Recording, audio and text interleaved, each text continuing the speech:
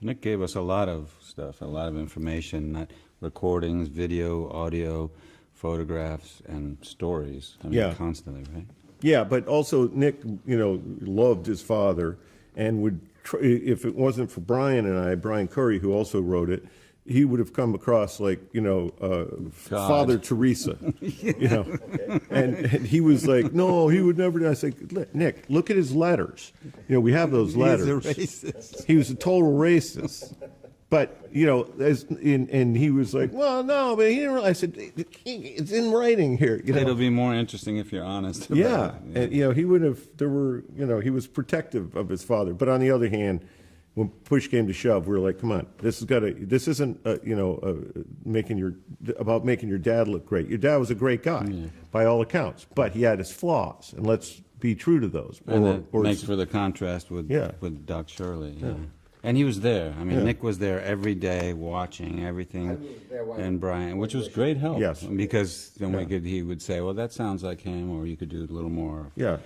It was like a family outing every day, and it was, and he was, obviously he's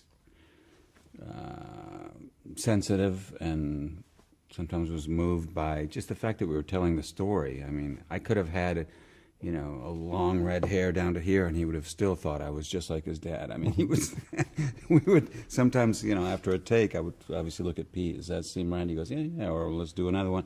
And I would always look at Nick just that there was something about his dad.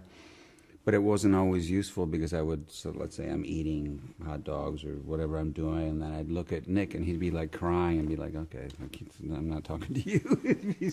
Well, he learned, even the way Tony Lip smoked, he learned how he smoked from the friends. The guys would impersonate him. That's true.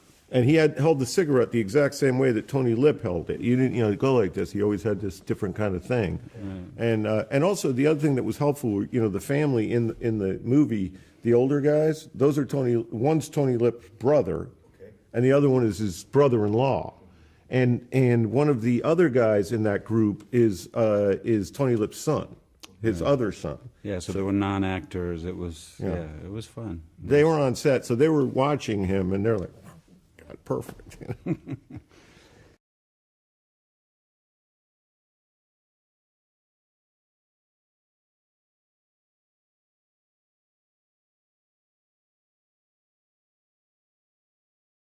Well, stability, I guess, in terms of his gestures and the way he speaks, but that's not the way I speak. It's not the way I move. It's not the way I eat, or I would weigh 500 pounds. So I had to work with Nick Vallelonga and other people, and with a fork and knife to get to that point. No, I mean, it was a character I had to find a way to play. It was different than me, and that was a good challenge. Stability, well, I mean, he does evolve. He has a lot of flaws, but he is someone who has an open mind. He's someone who likes to talk. He likes to hear what other people have to say. He might get annoyed about it. He might disagree.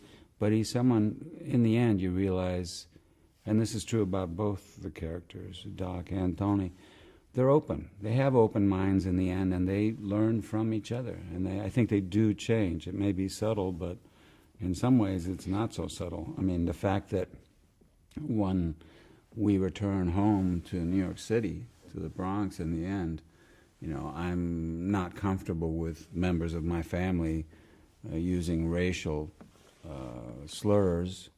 I would have never done that before the trip. I would have never even thought that there was anything wrong with saying something like that. I would have never wanted to invite Doc Shirley to my home. Why would I have a black person in our house? You know what I'm saying? I mean, that is a change. And for Doc Shirley to not think that I'm just an idiot with no culture, that's a change too. That I have something to offer him, socially, or in terms of family, or emotionally.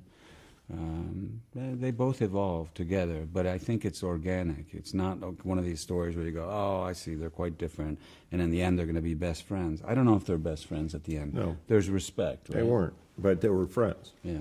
They were friends for the rest of their lives. Yeah.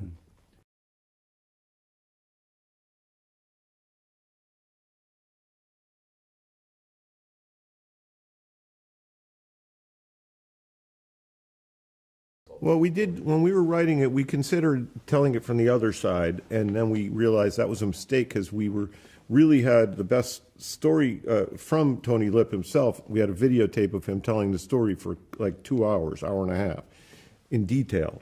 And so it would have been, it didn't feel right to start from the other side. So I guess it is Tony Lip's story, but it is what they call in the business a two-hander, which is they're both to us, in my brain, making that they were equals, you know, as far as importance of the character. I think when the movie ends, you walk out there thinking, what a great story about two different men. I mean, I feel like I walk out and it was a two-hander. I don't think, oh, it was Tony's story, it was interesting. I think that both their stories are engaging. Yeah. Eastern Promises was a one-hander. It's all him.